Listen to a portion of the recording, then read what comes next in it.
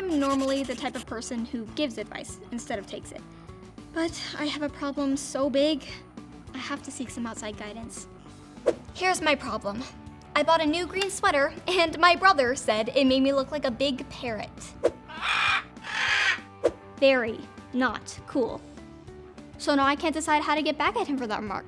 Do I bury his video game console in the backyard? Do I give him a haircut while he's sleeping? Do I put his favorite ball cap in the blender? I just can't decide what to do. I'm gonna need some advice. Let's hope it turns out better for me than it did for these other two dudes from the Bible, Jeroboam and Rehoboam, or as I like to call them, Jerry and Riri. Let me explain. God had chosen David to be the next king, so David ruled over Israel, and then his son Solomon ruled. Now it's time for Solomon's son Ray to become king. The other guy I mentioned, Jerry. Let's stick with Jerry.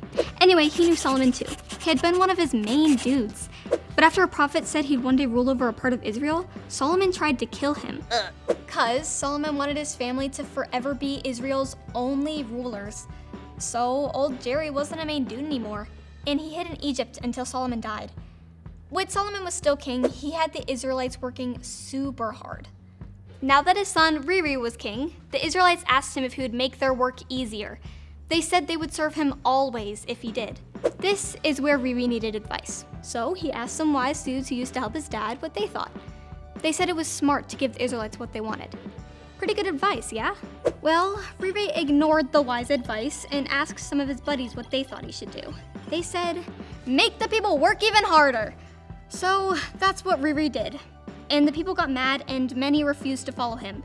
And the nation of Israel split in two. Riri ruled Judah in the south, and Jerry, the one Solomon had tried to kill, ruled the 10 tribes of the north. I hate to say it, but Jerry wasn't any better at taking advice. He was worried that if the Israelites went to worship God at the temple in Jerusalem, which is where Riri was in charge, well, they might decide to go back to Riri. So Jerry asked for advice. The advice he got was not godly, but he followed it anyways, and had idols or false gods made for the Israelites, so they wouldn't leave to worship God near Riri. God wanted the whole kingdom of Israel to be united. He wanted Riri and Jerry to be godly leaders. But by following ungodly advice, they both took the Israelites further away from God.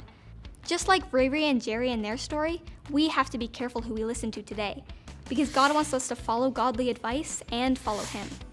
Not everyone will tell us things that aren't necessarily true or right. We've got to pay attention if we want to do the right thing. You know, if I want to get some wise, godly advice, I can't do better than, hey, Mama, I need some advice. How should I get back at... You didn't let me finish. Because I shouldn't be getting back at anyone? Should have known you'd say that. This could be a while. Talk to you later. Yes, ma'am, I'm listening.